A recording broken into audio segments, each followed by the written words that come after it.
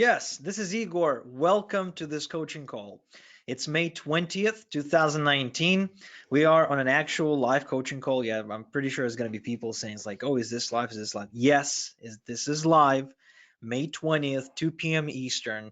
We are live and we are rocking. So I'd like to welcome a few people on the call. We got Bill, Carlos, Dan, Dean, Donald, Enza, Ken, Mandy, Ray, Sabrina, Tim, Virginia, and other people are joining right now. So that's awesome. Now, guys, feel free to use the chat box. Yep, I see a few of you have already found it. So hey, Ken, hey, Donald, how you doing, guys? Cool. Now, you will have opportunity to ask a question, whether by typing that question in, or you can also raise your hand, and I'll be giving you an ability to speak. Basically, just ask your question by speaking it out. So whatever you prefer. For that option, you need to raise your hand. There's like an option to do that, which I'm pretty sure you can find. Hey Ray, hey Carlos, hey Mandy, Virginia. All right, fantastic. So before we get into your questions, just wanted to give you a quick rundown of what I've been up to in the last month. So as you know, I've been kind of heavily improving on the affiliate marketing side of things because that has become a great revenue stream for our business where, we found a way to both improve the results for the customer as well as improve the results for ourselves because about what, a year ago or so, the FTC went on like a spree, and they shut down companies like Mob and Digital Altitude and others, which, let's face it, people like me, we need those companies to thrive because these companies give people an ability to promote. So since that sort of shutdown spree, what we've been doing, we've been searching, scouting, and testing different programs that people can use to make money from home, and we found quite a few. And so that's what I've been really pushing in the recent months and weeks, and that includes some of the programs you may have joined. So that was one of the big focuses. Plus, we did release a new program. It's called Elite Affiliate Pro, where I took everything that I'm doing as far as promoting programs as an affiliate, and I simply put it into a system. Plus, we also built an additional program where we teach people how to get traffic through a non-solo ad way. So a lot of times, people, when they think of traffic, they think of what? Probably three things: Google, Facebook, and solo ads. However, there are additional ways to do that, and we released a program that was all about CPA traffic, where you basically pay only for a guaranteed conversion, kind of like what you do with us, but on a more advanced level, where you have to develop an offer for that. And I showed you in that program, if you actually picked up a copy, because we only offered it to the people who grabbed the new Elite Affiliate Pro program. I showed how to structure an entire promo around a product you don't own, specifically about a high ticket webinar program. So my focus in the last month was intensely directed towards further developing Elite Affiliate Pro and just building out that funnel, finishing the content, putting together all the bonuses. I've also been focused on completing the Elite Traffic Pro, which is that traffic program I told you about. That took me about 2 weeks to actually put it together because I had to develop a lot of new content I never developed before, as well as, of course, we now have to, put it in the members area and kind of give it a shiny new wrapper and stuff like that. And I've been focused on that stuff so much, I haven't been able to keep up with the podcast schedule. You probably noticed, and I haven't been, showing up much online. The only thing aside from doing these things that I've done was to continue to work with our in-house copywriter to create the affiliate promotions and the weekly promos that we've been running to webinars, and testing new angles to find out which angles seem to work best, with our audiences and stuff like that. And in about 5 days or so, I am heading out to New York with my daughter. She's got a concert to play in New York and Philadelphia. And just before that, I need to make sure we finish all the materials for the upcoming book promotion, because this coming Saturday, my book, The List Building Lifestyle, finally goes on Amazon, both as a Kindle and as a physical copy. And when it does, I'm going to be doing a big promo. I'm going to be giving out lots of bonuses because we want to rank it out as a bestseller. So people will be basically buying like a book for a few bucks and getting like a good $1,000 worth of bonuses, which is amazing. So yeah, that's been my focus for the last 4 weeks or so. It's been really intense. I'll be honest with you. I think in terms of intensity of work, not work hours, but intensity of those hours, right? That's been the most intense I've worked probably in the last 12 months, even considering the time when we developed the traffic webinar, which of course, that in and of itself was really interesting because the traffic webinar um, started out working really well. And we not only broke even on the advertising, we actually made money. The problem with the traffic webinar turned out to be our backend, where our onboarding system sucked. And what happened was, and I'm pretty sure many of you will confirm this because you are traffic customers, not just Mastermind members. Our ability to set someone up with traffic to get them up and running, right, was really, I mean, it was bad. It's still not ideal, and as a result, we've experienced like lots of complaints and refunds. So we're now redeveloping that. I'm actually having Lana and Dennis together create a brand new onboarding process that's going to be way more streamlined. So thank you for your feedback on that. And yeah, so Konstantinos says, Igor, you are a workaholic. Konstantinos or Gus, you're right. I guess I am. I do fit the definition of workaholic, and I think I've been honest about it for pretty much since I've been doing marketing. I just enjoy this stuff. I mean, for example, today is Victoria Day, which is an all Canadian holiday. It's kind of like the Independence Day, and at least that's what I know about it. And my daughter's at home. She's now building like a big Lego house, and my wife's out getting a massage, and here I am at 2 p.m. Doing a training with you guys. And so that's because I enjoy this stuff, and that's the sort of thing that I would do even if I wasn't getting paid. It's just something that I feel in my element when I do it. So that pretty much sums up everything I've been up to. So I'm pretty sure you guys have a bunch of questions to ask. So if you do, you can either raise your hand or you can type those questions in the chat, and I'm going to give you a few minutes. And to start, I would like to acknowledge FEMA. FEMA is actually one of our members. I don't think he's on the call right now. At least I haven't seen his name in the attendee list. Let me just double check. Oh, he is. Yes, he is. And so I wanted to acknowledge FEMA because I received this hot seat submission form where he shares about the product they launched and how it's performing, etc., which was really cool. And so I wanna address the question that FEMA asked. Let me just kind of bring out this panel real quick. Okay. Actually, let me FEMA, would you like a chance to chat? I see you raised your hand.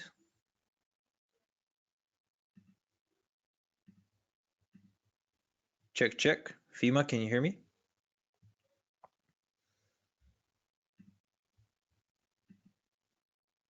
Yeah, so he can't chat right now, but basically here's what I'm seeing. FEMA shared that they built a funnel with their own product, just like I've been suggesting in the quick start guide. And they've been doing really well with solo ad traffic. They've been running traffic, and the most recent promo, according to the form that FEMA has submitted, he sent 168 clicks, got 61 opt-ins, 36% opt-in rate, 3 front-end sales for a total revenue of 127 bucks, which stands for a 4.9 conversion rate on the traffic to the sales page. And that's basically the solo ad cost him $92, and the customer worth is 42 bucks. So basically FEMA's getting to build his list for free. And as far as I know, he's doing it with a couple of other partners, which means they're all kind of building it together. But from what I'm seeing is, FEMA is definitely, first off, FEMA, you're taking action, which in and of itself is amazing. Second thing, I know neither yours and nor your partner's, language, right? The native language is not English. And yet you guys developed a video sales letter, which is really, really cool. So Actually I wanna feature this. I wanna show this. Hold on. Share screen. Are you guys seeing my screen right now? Yep. Okay. So this is the form that he submitted. This is the landing page. Nothing fancy, right? And here's the sales page. The sales page, again, just a headline, and this is ClickFunnels, so it's a standard template, and this VSL, right? So as you can see, again, nothing fancy. A lot of what I've been doing and what I've been showing you guys how to do. This is still very effective. It's one of the most effective ways to sell. Just putting together a good hard-hitting sales letter that talks about the pain points. So what I love about this funnel is that if you can see, he's got, the sales page, the downsell and the front end offer. He's got an upsell number 1 and the downsell to that, as well as upsell number 2 and a downsell to that as well, where they do like a strategy call. So all in all, really cool stuff. And so the biggest problem that FEMA is experiencing is the fact that they haven't been getting great open rates on their traffic or on their emails. And that while MailChimp has been working kind of, really well, the problem with MailChimp is that, FEMA doesn't want to wake up and have his account shut down. So first and foremost, yeah, that is a big, big, big problem, unfortunately, that we're all facing every single day. Now, from what I've seen, FEMA, autoresponders that are not trigger happy, okay, so the ones that will allow you to do your thing, as well as the ones that are delivering well, or at least consider like relatively well, as opposed to, say, programs like I don't know, like the typical ones. Basically, what I would suggest is to look into two programs. One is Ontraport, okay, Ontraport, and that software is reliable. My buddy Anthony Morrison uses them. He pays them ridiculous amounts of money every year. I use them myself too. And the other one that I recommend you look into is ConvertKit. So ConvertKit, you probably noticed that I use ConvertKit a lot. Now, the thing about programs like ConvertKit and Ontraport is if you are just an affiliate marketer with no presence whatsoever and no authority site, then it's going to be hard for you to get approved for that service. Now, what do I mean by that? So this is a question that a lot of people have been asking me. So first off, ConvertKit is one software I recommend, and Ontraport is the other. Now, Ontraport is more like a CRM, which means it's been built in order to manage an entire business, including shipping and handling, stuff like that. So it's more technically complex. ConvertKit is literally an autoresponder and has been designed for the simplicity of it and the automation of what an autoresponder needs to do. It's not designed to manage your entire business, which is fine, okay?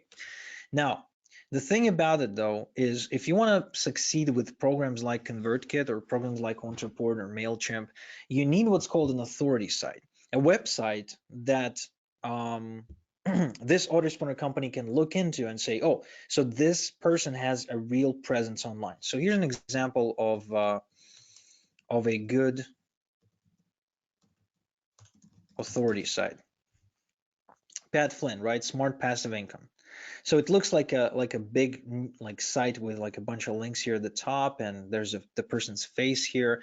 So yeah, it looks like a high quality design. Of course, you can pretty much get a lot of this stuff done through templates, but that's what it looks like. Or maybe, the site like my podcast website, Liz Billion Lifestyle Show, right? So this is an authority site where there's like content and basically it's not just a VSL. So just to give an idea, while those two would qualify as authority sites, this one would not.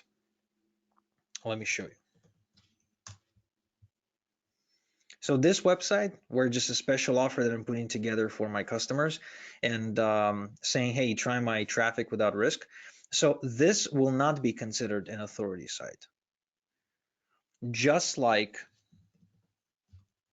this website wouldn't be considered an authority site either, because what it is, it's a sales page. So there's a difference between a sales page, which looks like this, to an authority site, which looks, for example, like this, where it's content and things to do and things to browse. So if you have a site like that, your chances of surviving on these networks, right? Your chances of actually um, getting your accounts approved and not get them shut down for just stupid reasons and out of the blue go exponentially up. If you don't have a website like that, you will always have a much harder time trying to prove to these companies you are legit, because what they want is they want a sender with presence. That's what they really want. They want someone that is actually visible online. If you are like a no face, no name entity that just wants to mail out affiliate links, you're always running into these issues, which is what we've been seeing more and more in the last couple of years, where it's been really hard to create sustainable presence, right, and scalable results, especially for people who don't have any presence whatsoever. So FEMA says, I'm using ConvertKit and open rates are 5% and below. If so, FEMA, try to look into getting your domain SPF record set up. Okay, SPF and DKIM. Um, okay, so done. Okay, fine. In that case, you probably want to take a look at what you're sending. Your from email, whether or not it's been blacklisted, as well as your tracking domain, your cloaking domain. So the one that you're using to link out of your email. So FEMA says new domain. Well, the problem with new domains is that it's just as bad as having a bad domain because it's brand new, which is something that emails or email providers don't like. If you have an older domain that you can use, try to use that, because age of the domain does create a criteria here. Now, also make sure that the domain of your email is not blacklisted. That's really important, as well as the IP address from which it's coming from. Now, so FEMA also types in tried Aweber and getting into inbox. So first and foremost, the fact that you're getting into the inbox for yourself doesn't mean anything as far as other people. Like when I mail, I get my own emails and they're landing in the inbox fine, but they could be landing in the spam for someone else.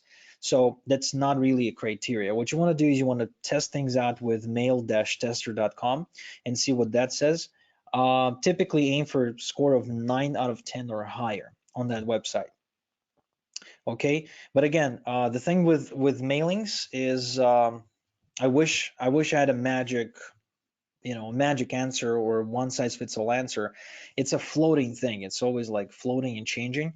A lot of times, even when I inbox, I don't even know how I do it. So all I do is I try to make sure my list is clean by scraping dead subscribers all the time, literally every single day. I go back and see who hadn't opened any emails in the last 30 days, and I just get rid of them. Making sure my domains aren't blacklisted, making sure the IP I'm coming from isn't blacklisted, and just doing that. Cool. So I'm not sure what gmass.co/inbox is, but I'll take a look at it later. But that's my feedback on the emailing part, FEMA. There's really I don't have a magic button for that. I'm really sorry. I really don't. I wish I had, and if I did, trust me, I'd be so much richer. But I just don't have it. So it's all a matter of testing and continuous refinement and improvement.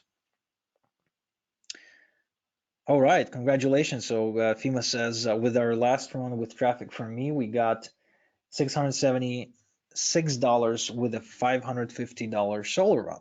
Congratulations. So keep scaling. Make sure to take all of these subscribers that are great. They're open your emails, as well as the ones that are buyers, and build that database as fast as you can. That's your database. So in my business, what I noticed is that the bulk of my income and the bulk of my sales typically comes from the people who said yes at least once, like people who have committed to me financially with just one purchase, because then it's so much easier for them to say yes again and again and again. That's why you always want to make sure you sort out your buyers into a separate database, and you don't email them just anything. Always kind of handpick the offers and always do a custom promo for them. Cool. So all right. So anyone else typing in any questions? For now, it's been only FEMA. Maybe not. Okay. If so, let me go ahead and pull up another question I received. So Carlos submitted a question and says, and so basically, this is just an example of how not to use this submission form. So the hot seat submission form. So Carlos submitted the question and says, I'm a member of all of these different programs, like Fearless Mama and Anthony Morrison's Ambassador and Brendan Mace's program and the 4% Challenge and Richard Legg's Six Figure Apprentice, etc. Which ones should I start marketing? And when, in the fields that talk about the pages for us to review or the videos for me to review, Carlos just put in no videos and I got some pages on ClickFunnels. Well, Carlos, let this be an example. I'm not going to answer your question. Plain and simple. You haven't provided anything for me to review. No pages, no emails, no videos, etc. You shouldn't have used this form to ask this question, because this is just a question you could have asked by literally logging into the training by saying, hey, Igor, I got all these programs. Which one should I promote? So moving forward, guys, please use this form only if you have a page, a video, an email, or anything for me to review, because that's what it's about. Now, as far as answering the question for which program to promote, there's no answer to that. There's really no answer. Like, you can promote either one of them and you can do well with either one of them, because I've done well with all of them. Besides, I think, yeah, aside from the 4% challenge, which I never promoted, and the Fearless Mama, which I also never promoted, I've promoted all of these programs and done really well. In fact, Brendan Mace's program made me 50 grand last month. Richard Legg's program has collectively made me, I think, over 160 grand. And Anthony Morrison, well over 20K. And I'm thinking that this week we're going to see an influx as well, because I've been telling more people about it. Now, which one to promote? To be honest, I have no preference over any one of them. But if you're really looking for a reason to choose one over the other, I would probably go with Anthony Morrison's. And here's why. Anthony Morrison's offer is not the best one of all these three, because, for example, Richard Legg probably pays a higher commission, right? Or Brendan Mace probably has a stronger offer in terms of the guarantees provided. Same as Richard, by the way. Richard actually guarantees success with that program, which makes it easier to promote. With Anthony's though, first off, you got a funnel that's 2 years long. So you put your lead through, and there's a 2-year funnel that they go through. Second, there's continuity there of all different price points, meaning that while it may start with a free book or a free lead magnet, Anthony literally takes them through every possible price tag, limited by, I think, only 2,500 bucks. So what he does is he finds the right offer for each person. He's got an offer that's $7 per month. He's got one that's 97 a year. So he's got a bunch of them, and he finds the right offer for them. So his follow-up, his funnel is really, really good. In addition, he also as a part of the high ticket offer he sells, he also covers the traffic part of it, which means, like, he puts you inside his co-op, which is a very powerful angle for our marketplace. For example, Michael Mansell, a friend of mine, he made a ton of money with Easy One Up. I'm not sure exactly what the number is, but I think he's been well over 250,000. And if you look at how he promotes it, Michael Mansell created a co-op, like a traffic co-op, where he guaranteed someone to sign up if they signed up with him.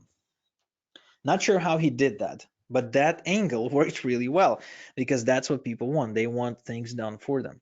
So you definitely want to consider Anthony's if you're really struggling to choose, right? Anthony Morrison is definitely the one that's a really easy and safe to start with.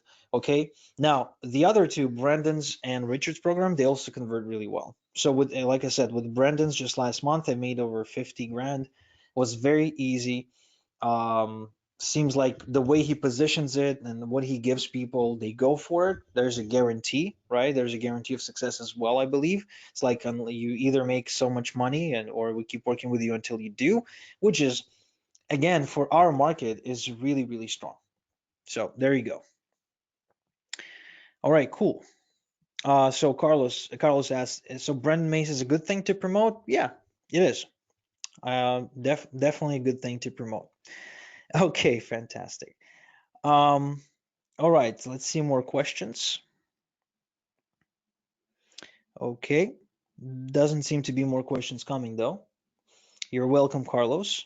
Yep. Oh, new question. Okay. Okay.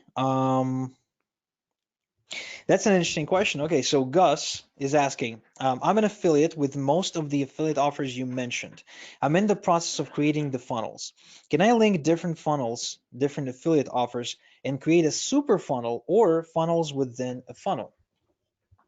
That is really interesting because ideally, when you build your business, Gus, you want to have like an endless chain of funnels almost. So let me show you something.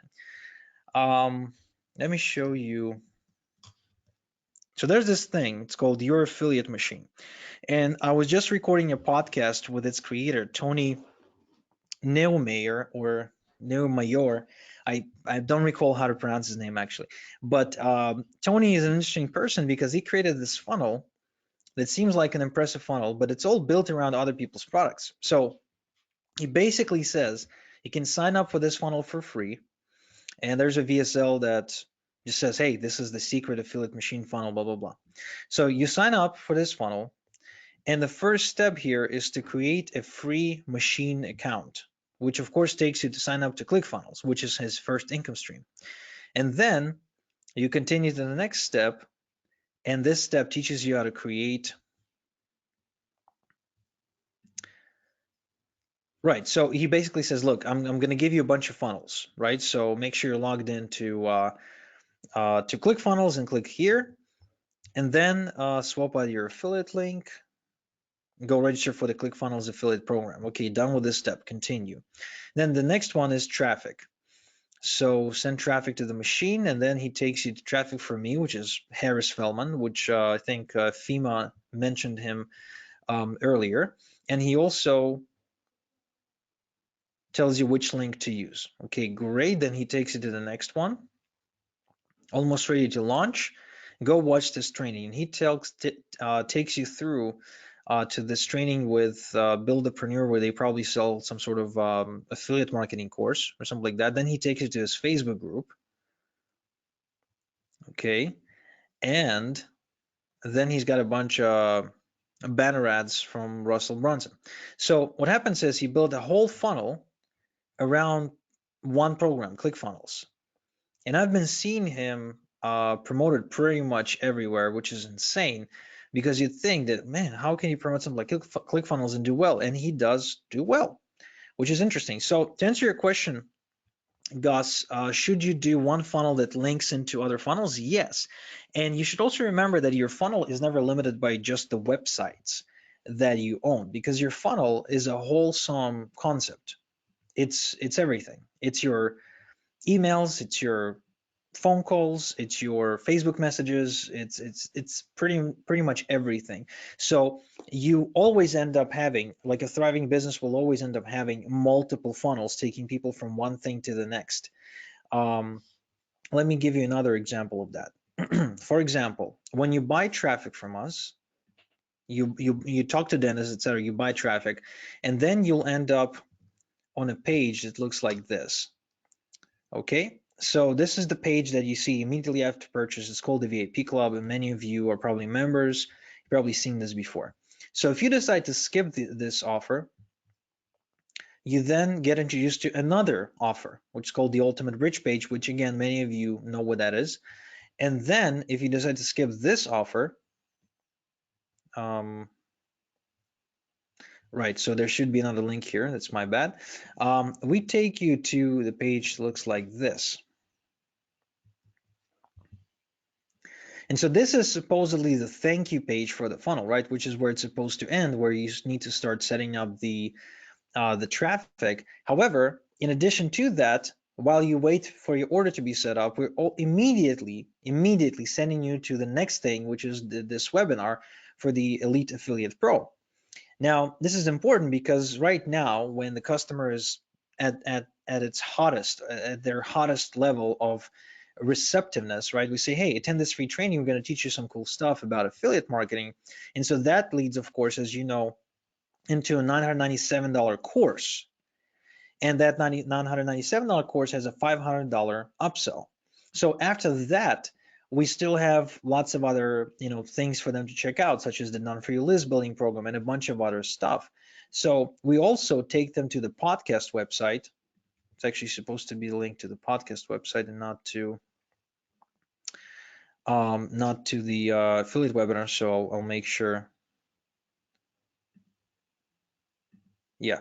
So basically, my point being is that it never ends, right? So as soon as somebody steps into your funnel, whether they're a free member or a paid member, you start taking them through all kinds of different things. So for example, same thing true for if you go to my website and you submit an application for traffic, right? This application for traffic, the page you get to see immediately after submitting your application is this, where we're telling you what's going to happen next. However, in addition to that, we immediately take you to another page where we say, hey, you can also have, us write your emails for you. So that's like an immediate thing right there. Same thing for the podcast and stuff like that.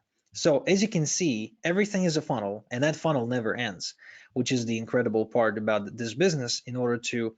Because you work so hard to get that initial visitor, you work so hard to get that lead, you work so hard to get someone to pay attention to you. So once you've got them in your universe, you basically start taking them through the different steps and say, hey, we got this and we got this and we can help you with this and help you with that, and so on and so forth.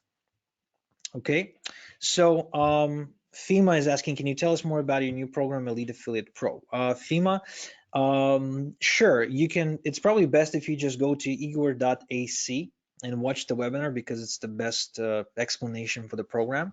Plus you get to learn some free stuff. So igor.ac, like that. But the program is basically a detailed breakdown, as well as a bunch of really cool done for you tools, as well as Rolodexes for everything that I've been doing as far as promoting high ticket webinars. So the way I build my promotions, the way I structure my VSLs, the way I outsource everything to a copywriter, how I train them, the trainings I actually give them. So I'm giving you the same training, and then you can pass it on to your copywriter, giving you a Rolodex of offers to promote, many of the private offers that you can't promote unless you know the owners and like you're buddies with them, and things of that nature. So it's all about making big affiliate commissions with small amounts of traffic. Okay, so Gus says Elite Affiliate Pro and Affiliate Traffic and Elite Traffic Pro are the best, learning a ton. Yes, thank you. So we put a lot of work into those programs for sure. Cool. So any other questions that you have with regards to actually like implementation or anything like that? Anything you're facing right now, any wins, any losses, any challenges, fears, frustrations, and so on and so forth. Right now is the time for you to be asking those questions. Okay, so Isaiah asks, how often should one clean my list? Okay, so I think the better question is, what is the criteria that I need to follow when I judge whether or not to remove a subscriber from my email list? And the criteria is if they haven't opened any emails in 30 days or so, that's how you clean them out. And here's what I mean. So let me show you the inside of my ConvertKit account.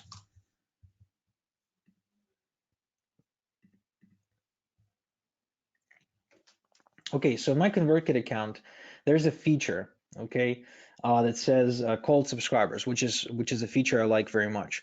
And this feature, what it does, it shows you all the subscribers that are not responding to you in any way. So in this case, cold subscribers that I got here is 227 subscribers, and I'm removing them every day, by the way. So every day I get rid of about 250 to 350 subscribers on this particular account. And so here's an example. Somebody who signed up on April 20th, and hasn't opened any emails since. Okay, so that's a cold subscriber. Here's one more person signed up on April 21st, not a single email opened ever since. Let's see, somebody here, Ray. Ray signed up a long time ago, December 31st, but hasn't opened any emails since February 19th, right? And so what I do with these subscribers, knowing that they're not answering, they're not like opening the emails, so they're only polluting my delivery rates, I remove them. However, before removing them, what I would also do is I would select all of them, I would export them, and then I would try and import them into another autoresponder, something like Ontraport or any other, and I would mail them to re-engage them. Because for some of them, it's just because my emails don't land in their inbox that they don't open them. They may still be interested in working with me, but of course, that's a small percentage. For the most part, it's you can just delete them. So that's exactly what I'm doing right now in front of you. Here we go. Just got rid of 227 subscribers just like that. And yeah, that's why, as you see, my list doesn't grow by leaps and bounds every day in spite of getting like a ton of subscribers every day, because we always have to purge the non-responsive people. And that would be true for any media, but it's especially true for email for that very reason. Because even though email used to be a mass game, right, like a mass mailing, mass spamming game, like where you basically had like a huge list and you just mail the crap out of it. It's not anymore. Now it's all about building intimate, like building email tribes, right? It's not about building a giant list of millions. It's about building a small quality list of 20,000, 10,000, and that list carries you through. Okay. What is a good open rate in percent? Asks Carlos. Right. So good open rate, you're looking at probably 10% and above, depending on your relationship with the list. Like, for example, a good open rate for people who are members of this mastermind, when I email and I say, hey, there's a coaching call tomorrow, would probably be 30 to 50%. Now, but a good open rate on a list of people who subscribe to my webinar, that would probably be like, if I'm getting 10% of that, I'm happy. So remember also, when you email every day, it's not the same 10% every day. Okay, so as I say, it's actually going to be a different bunch of people opening up every day, and only maybe 20 or 30% of them will be the same.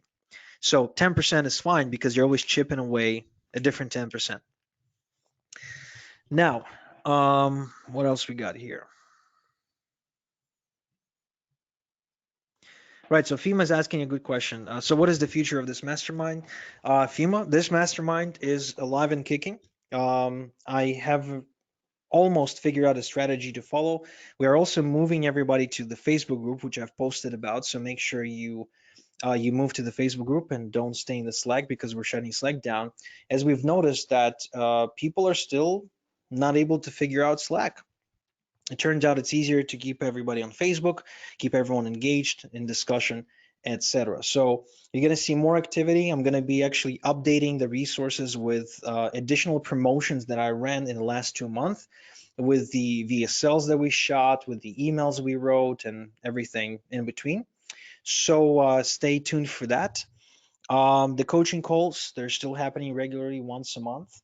And once we moved everything to Facebook, and once I'm back from my trip, are you going to see good, solid activity as usual? Cool. So let's see if we got more questions.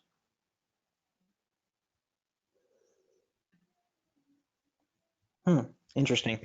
So Ray says, I scraped a lot of email addresses from Facebook groups, but when I tried to use them, got kicked off of MailChimp and GetResponse. I could email them directly from Verizon, but would you suggest running them through an email verification program like zerobounce.net? Okay, so first of all, I wouldn't recommend scraping email addresses unless you plan to use that as an audience to run paid ads to, like just for the sake of targetedness. For example, if you had an opportunity to scrape anyone who likes Robert Kiyosaki on Facebook and then only run ads about financial literacy to those people, right? So that's a good tactic. However, scraping email addresses for the sake of mailing them or mass mailing them, that's just not a tactic I recommend at this point. I haven't seen this tactic to be effective. I do have a friend in the payday loan niche who does a lot of that stuff. He's probably a better authority to ask, but I never played that game, so I'm probably not the best person to ask about that sort of thing. But logic dictates that yeah, you probably are much better off running that list through a clean service first to kind of get rid of bounces and spam traps and dead emails and full emails and stuff like that. Okay. So Gus says, can I advertise any affiliate offer on affiliate networks? Well, yeah, I guess. I mean, what sort of offers? Yeah, it's hard for me to understand this question. So if we take something like jvzoo.com or clickbank.com, you can pretty much advertise any offer that you wish, as long as it pays something to an affiliate. Now, will you be effective? That's a whole different story, right? So what I would recommend is first kind of looking into what's already working on those networks and what's already getting lots of attention, and probably developing something that you would know that that market wants, if that makes sense. Okay. Jason asks, what would you look at if you're getting 1% or less, even with the new subscribers? Jason, I would probably look at the mailer I'm using, probably, as well as um, maybe my from email or from domain. Like I would just run a few tests and to find out like where exactly am I not hitting it? For example, like if I'm getting less than 1% on get response, I'm pretty sure it's get response fault, right? Because they've been known for that, unfortunately. If I moved everything and I scraped my list from dead emails and my list actually knows me, then and I'm still getting 1% on a different system, then it's like, okay, what do I need to tell my list when they get on my email list for them to actually maybe to expect to hear from me, etc. For example, what I notice is that the open rate from the people who actually attend my webinars is much higher from the compared to the people who just saw my landing page and opted in but did not attend the webinar. And the reason is very simple, is because people who attend my webinar get a chance to see me, hear me, understand me, connect with me, and therefore when next time I email, I'm not just a random name in the inbox. I'm more, they know what I stand for, they know what to expect, and they know whether or not they want to open my emails at that point in time. Okay, so just like for example, I don't have a personal relationship with Robert Kiyosaki, even though I interviewed him on my podcast. However, I did read his books, right? And even before I got a chance to interview him, I was still looking at his emails because his name has certain meaning and posture behind it. So that's why I always encourage you guys to put yourself out there, right? To actually produce some sort of content for people to latch onto, to do some webinars too, because it gives you that authority. And so people start recognizing your name. Another reason why I believe my open rates are probably higher than yours in this regard is because you see my ads everywhere, right? So the people who see me in their inbox, they also see me on YouTube and they also see me in other places. So it does help. It does help a lot, especially if I get endorsements from other marketers. Okay. Sabriga asks, can you send too many emails? Um, that's a good question. I think you can send as many emails as you want as long as you've got an excuse to mail. For example, on any given day, I'd probably send out one email, maybe two emails per day. And for every email, I have a unique reason to email, right? For every, I guess I have a unique angle. I always talk about something different. And if I'm running a webinar campaign, you'll see me mail for the live webinar for 3 days. And then I can mail three times in a single day for the encore webinar that's taking place like in 10 minutes. So I think, well, yes, you can probably send too many emails, but I don't think that's a good question like in terms of productivity for you. I think a more productive question for you would be, how can I email my list once a day while while getting goodwill from them, right? And so the answer to this is, first off, don't promote the same thing all the time. And second, make sure that your marketing has value in itself, both entertainment value and education value. An example to that is actually a promo that we ran last week.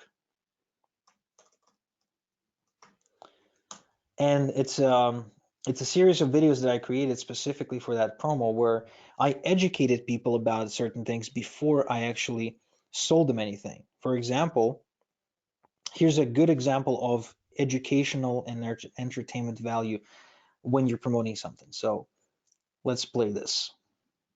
This video is going to upset pretty much every Gary Vaynerchuk fanboy. So what I did, I started out with going against Gary Vaynerchuk and saying that the whole hustle, hustle, hustle routine doesn't work. That you don't need to be sell, sell, sell, sell, sell all the time, right? Then I continue and I do the same thing about Grant Cardone,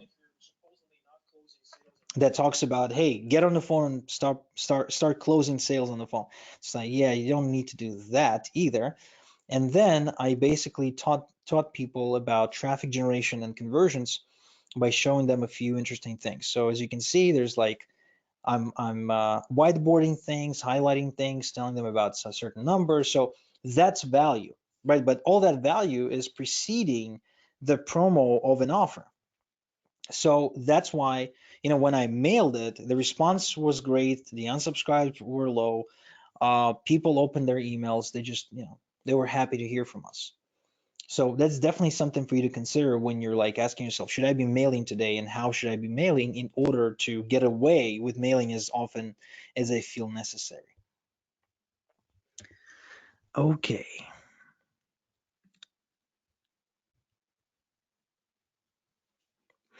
Interesting. So Virginia asks, if you have people you're taking off your email, do you take those and send them different offers? If you have other affiliate program, maybe one in a different category, for example, motivational. Virginia, if there is one thing that I learned is not really rewarding, it is to promote to people things they don't expect to get from you. So if they expect to get money making offers from you, then keep sending those. Don't send them weight loss, because I never seen that turn out really well.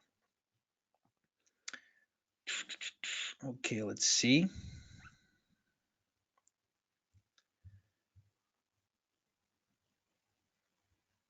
Ray asks, you mentioned checking your website to see if it's blacklisted. Where can you do that? So you can do that on any sort of blacklisting platform, really. So you can probably do that here. mxtoolbox.com. Okay, so MX Toolbox, you can just enter your website or your domain. For example, I'll enter my domain. And looks like we're clean. Okay, so that's good. Let's see if my webinar domain is clean as well.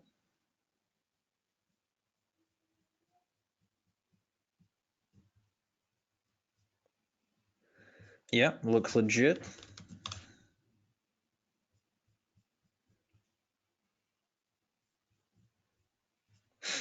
Yep, so there's a bunch of tools on this website, mxtoolbox.com. And when you check your email delivery, then you want to use mail-tester.com. A really cool website. Gives you like a quick glance into where your emails need some work.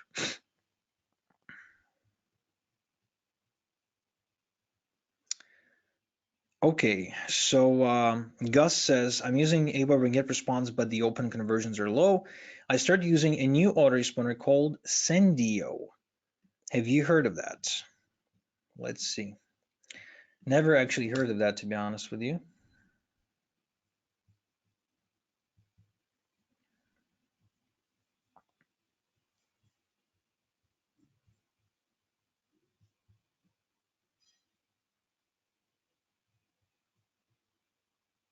Right. So what happens is, I'm guessing, is they show you how to set yourself up with an SMTP service rather than delivering your emails for you.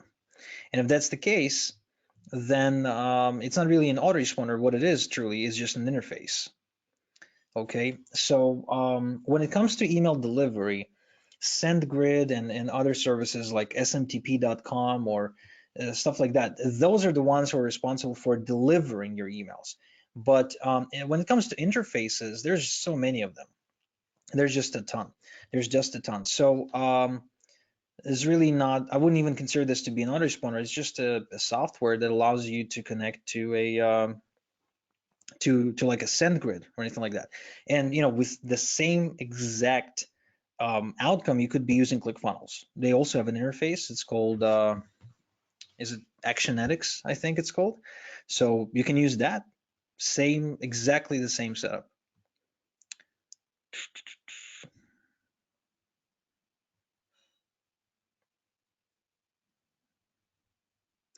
Okay, so Jason says, I did have some tech issues that were putting me into spam. I fixed that, but now still hitting the spam even when I mail one-on-one. So yeah, Jason, and that if that's the case, just get a new email. Just get a new email with a different domain. Hopefully, maybe you can find an aged domain. And to get an aged domain, what you can do, you can probably go on like a GoDaddy auction.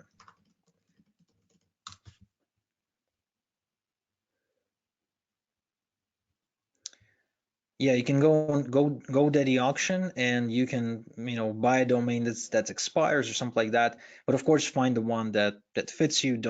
Don't get any domains like spammy words or anything like that. That's a trick I used early on when I didn't have any sort of decent domains in my arsenal. Yep. Okay. Cool, cool, cool. All right. So, any other questions? What is the limit of context you can have with ClickFunnels? No idea. No idea. So you probably want to check with ClickFunnels, Gus. Okay. Okay, fantastic. No problem. All right. So looks like we've covered everything, and it's almost time for me to go and spend some quality family time today before I head back to complete the promo.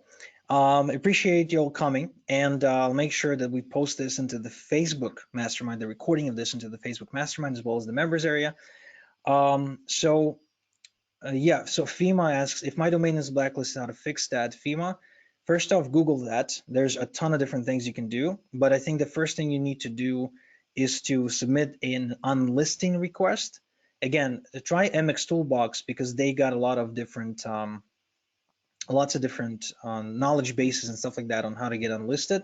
And more so, again, you're basically just better off getting a new domain in most cases, right? Because it takes at least 30 days to get it unlisted, and then, you're still on the radar after that. I hate that. I'll be honest with you. I really hate to deal with any of that stuff.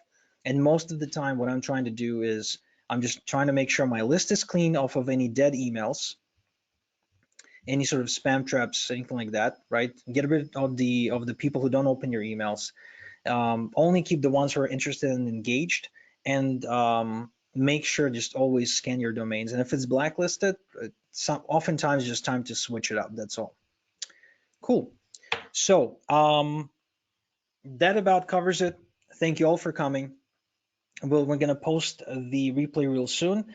And like I said, we're going to be more active in the Facebook group. So make sure you get into that ASAP. All right. So ciao, everybody. Happy Victoria Day. And I'll see you guys in the next call. Bye.